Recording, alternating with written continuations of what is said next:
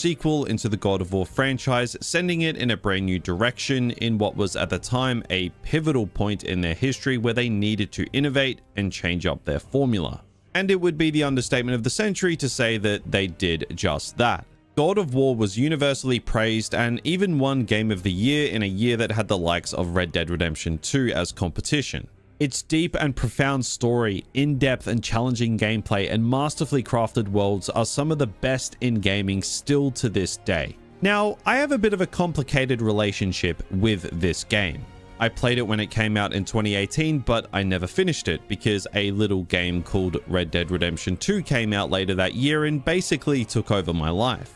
Although I knew from my time with the game that God of War was absolutely incredible, I was a Red Dead fanboy through and through, and that game consumed my life when it came out, which meant for whatever reason I just hadn't revisited God of War again. That is, until now. God of War has been by far my most requested video on this channel, so I dusted off my copy and actually finished it this time, and revisited what is undoubtedly a masterpiece of a video game. So in this video, we're going to dive deep into the story, the gameplay, and the worlds of this incredible game, and take a deep dive retrospective look into the timeless perfection of God of War.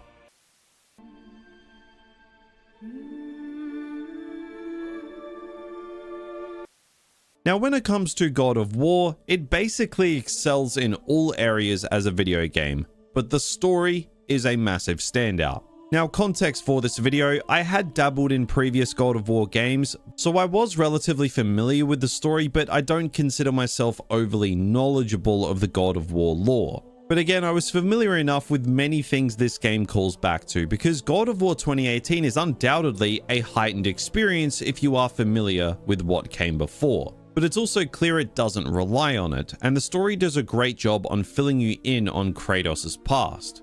The story of God of War is all about actions having consequences, parenthood, and I'd even argue it's about trust. It also touches on the endless cycle of violence, which is something that The Last of Us Part 2 revolved around thematically, although I think this game actually does it better.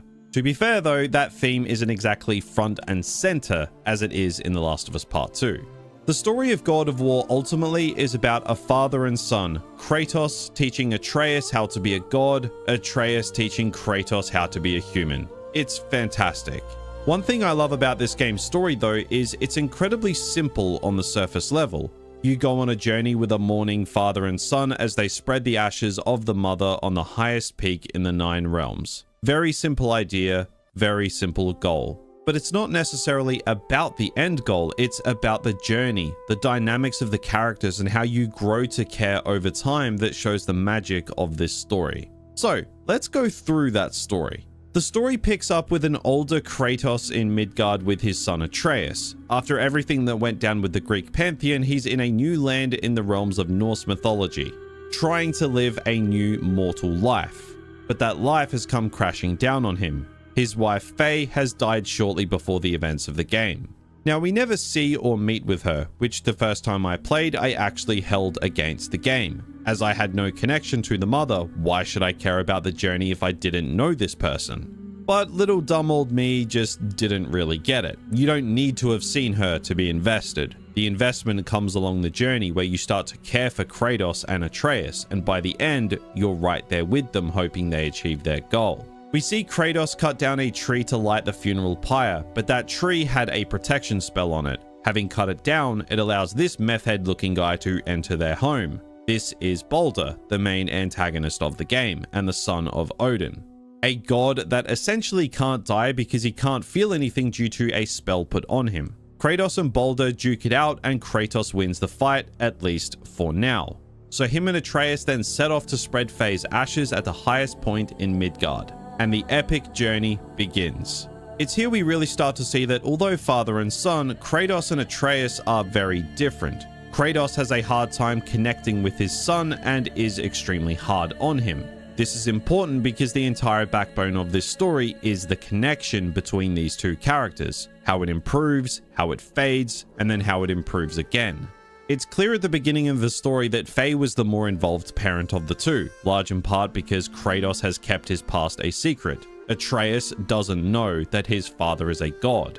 Before the journey, Kratos tests Atreus when they go hunting. Atreus injures a boar who just so happens to be a friend of the Witch of the Woods, who becomes incredibly important in this story. She agrees to help Kratos and Atreus because she herself misses her son, which again becomes very important later in the story. The journey continues and Kratos and Atreus meet the world serpent Jormungandr, a friendly beast so big he can wrap around the world. After the encounter, we meet Brok and Sindri, two dwarves who created the Leviathan axe. And I've got to say, I absolutely love these two. They are low-key the MVPs of this game. Kratos and Atreus continue their way to the summit of Asgard, but are blocked by Black Breath. The witch appears again and tells them they'll need the light of Alfheim to progress further. Now, something I've found with this story is your end goal is always extremely close, but things happen that continue to sidetrack you that keeps the story going in unexpected ways. Now, I can see how this frustrates some people. Personally, I think it's interesting to have the carrot of the end dangled in front of you continuously for it to just end up further and further away the longer you progress throughout the story. Nothing is ever as simple as it appears. The witch then takes us to Yggdrasil and then to Alfheim to retrieve the light. When Kratos finds it, he's greeted with a vision of his wife, but is pulled out of it by Atreus, much to his frustration. Now, this moment is great because it teaches us a few things. One, it gives us heavy character work for Kratos and how much he misses his wife despite his hardened masculine facade. But it also shows us that there is a lot more going on with Atreus, as he fends off multiple elves single-handedly as Kratos was in the vision for a long time. They then use the Bifrost to go back to Midgard and clear the Black Breath with the light. We then get to see nice moments with Atreus lighting a lantern in his mother's name, and we start to see signs of Kratos letting his guard down around his son. It's little moments like this that, despite never meeting Freya, we just start to jump on board with Kratos and Atreus' journey. This story does an incredible job at making you care to pay tribute to a character that you never even met. It's really powerful storytelling. We then save Sindri from a dragon attack, and as a thank you, Sindri gives Atreus mistletoe arrows. Atreus' quiver strap breaks, and Kratos uses one of the mistletoe arrows to fix it. Now, this is one of the most important moments of the entire story, and where it goes in the climax that can easily go overlooked. Kratos and Atreus then reach the summit. They find out that Balder is already there, along with two other people, Magni as well as Modi, aka the Sons of Thor. Once Balder and the sons leave, Kratos talks to Mimir, who was trapped here by Odin, because he suspected him of being an ally of the giants. It's there we find out that this isn't the highest point in the Nine Realms. That's instead in Jotunheim, but there's no way to get there. But Mimir might know of a secret way, so in order to take him with us to figure it out, Kratos beheads him and takes him back to the witch to reanimate him. We then see the witch notice Atreus' mistletoe arrows, and she absolutely freaks out and makes sure Atreus destroys all mistletoe he sees in future, to which he reluctantly agrees. But remember, Kratos paired Atreus' arrow quiver with mistletoe from one of the arrows, so he still has that on him. This is very important later in the story. Shortly after this, it's revealed that the witch is Freya, aka the wife of Odin, although she absolutely hates him. Odin imprisoned her on Midgard, which explains why she was pulled back from Alfheim earlier. It's also here where Kratos gets a little hypocritical, as he hates gods and she concealed this from him. But as she makes it very clear to him, Kratos is doing the exact same thing with Atreus, which basically just puts him in his place. Mimir then joins Kratos and Atreus on the journey, and I have to say his addition to the game is fantastic. He's a talking encyclopedia for Norse mythology and great comic relief. He's honestly kind of the glue that holds the journey together. Kratos is a man of few words, so without Mimir, the in-game dialogue would have basically just been Atreus talking to himself and Kratos grunting. So Mimir really does carry a large part of the dynamic of these characters. Mimir then talks to the world serpent, but not before he eats the statue of Thor on the lake, which comes into play later. We then get sent in the direction that we need to go, which is to get a piece of a chisel left in the corpse of a giant that Thor himself killed. As they do, the sons of Thor reveal themselves again, and Kratos successfully kills Magni, but Modi escapes. Shortly after, Modi appears again, and due to some choice words about Atreus' mother, Atreus in a fit of rage taps into some of his dormant Spartan rage, but he can't handle it. Instead of Kratos fueling his hatred of gods and taking care of Modi, he takes Atreus back to Freya to help him. Now, at this point in the story, you really start to get truly invested in these characters. Now, I know a lot of people get annoyed by Atreus, but I love him, so this moment in the story really had me locked in like no other. And it's here we learn Kratos has to go to Helheim to find the heart of the Bridgekeeper. Helheim is basically hell, but cold, and his Leviathan axe will not work there. So with Atreus temporarily out of the picture and in a life-threatening situation, Kratos puts the love of his son over his hatred of gods and the concealment of his past to return home to get his Blades of Chaos. The Blades of Chaos remain as a symbol of his past that he's been trying to hide for years, especially from Atreus. Kratos is putting the safety of his son above himself, which feeds into parenthood as one of the main themes of the game. It also symbolizes how he's dealing with the guilt of concealing Atreus' god status from him, which is ultimately what is causing his sickness. After succeeding in Helheim, Kratos sees visions of his father Zeus as a form of torture that this Norse hell puts on its inhabitants. And it's one of many examples of this game filling in Kratos' backstory in interesting ways. Kratos then returns to Freya and Atreus, and he is then cured. His illness has come as the result of his subconscious fighting his true nature as a god, as Atreus believes he is simply a mortal. Realizing this, Kratos comes clean on his past and tells Atreus of his true nature. I'm a god, boy. From another land far from here.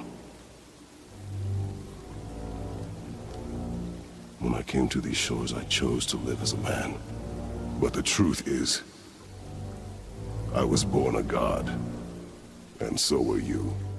After this revelation, Atreus honestly turns into a complete dick. Now, when I was playing through this part of the story, I was like, this is a bit of a massive shift for Atreus. Yes, he's just been dealt a life-changing revelation, but he starts to treat the dwarves like shit. And I was like, no, that's a bit of a leap for me. But then again, you stop and you think about it. This is a child that's just been told he is a literal god. It's really not that big of a leap for a kid to go on a power trip like this. We then continue on the journey to find a way to Jotunheim. We end up in the temple of Tyr, who is the Norse god of war, but essentially the polar opposite to Kratos, as Tyr was more intent on protection and peace. We find a black rune in the temple, which combined with the chisel from earlier, theoretically, will allow us to travel to Jotunheim. On the way back to the summit, we cross paths with Modi again, but this time he's been beaten within an inch of his life by his father Thor.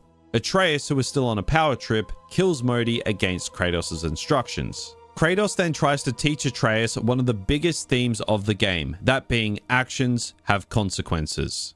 Therefore, killing a god has consequences, which obviously leads us into the next game. Nobody cared about him anyways. What's the difference? There are consequences to killing a god! Why? How do you know? How do you know? Watch your tone, boy. When we reach the summit to go to Jotunheim, Baldur is also there. When things get heated, Kratos and Baldur fight and break the archway to Jotunheim in the process, and Atreus, continuing to be the absolute worst, attacks Kratos amid the scuffle. Baldur then attempts to kidnap Atreus to take to Odin, but Kratos stops him and ends up sending all three of them to Helheim. All three characters see visions of some of their most traumatic moments, which leads to revelations for all of their characters. We see Atreus start to learn the error of his ways, and he slowly reverts back to normal. We see Baldur fighting with his mother, who is none other than Freya, the witch in the woods, which explains a lot. It explains why she was willing to help Kratos and his son when she has such a complicated relationship with hers. It also creates a problem for when Freya realizes Kratos and Baldur are at severe odds with one another, but more importantly, it contextualizes Baldur's curse, as Freya was the one who put the spell on him with the idea of protecting him, but she didn't account for what it would actually mean for him. It also turns out that Mimir knew who the witch in the woods was the whole time, but she hexed him so it slipped his mind. This is the reason why he never told Kratos about who she really was. We then get a vision of Kratos killing his father from previous games, and the dynamic shifts for a second, and it's Atreus that has to help keep Kratos on track with the mission. After escaping Helheim, they end up in one of Odin's secret chambers, where we find Tyr's Eye. The giants of Jotun trusted Tyr that much that they gave him the gift of sight, which Mimir realizes he also has. So he unlocks the hidden scriptures, but keen-eyed viewers will notice that Mimir has been missing an eye the entire game. And according to Brock and Sindri, the eye is in the Thor statue. That very same statue that the world serpent ate earlier in the story. So they venture into the belly of the beast to find it. On their way out, something happens to the serpent which forces it to eject them out. We find out that Balder was beating the daylights out of him, and it's here everything starts to come together. Freya also arrives in this moment, which means all key parties for the story are here in this moment. Kratos tries to implore some wisdom onto Balder as he sees himself in him given his past. He knows where vengeance can lead you better than anyone, and insists on sending Balder down a different path. I really love when stories make a conscious effort to run clear parallels between its protagonists and antagonists that stem far beyond good guy good and bad guy bad. To see conscious effort put into the two that bind them together despite how different they are is awesome. And I think although they have limited interactions, these two work extremely well as protagonist and antagonist in this story. But despite the advice, Balder is still intent on killing Freya, so Kratos intervenes and we have a massive boss fight in which Freya is constantly trying to stop. When it ends, Balder punches Atreus in the chest, but something happens. Because the mistletoe arrows that Atreus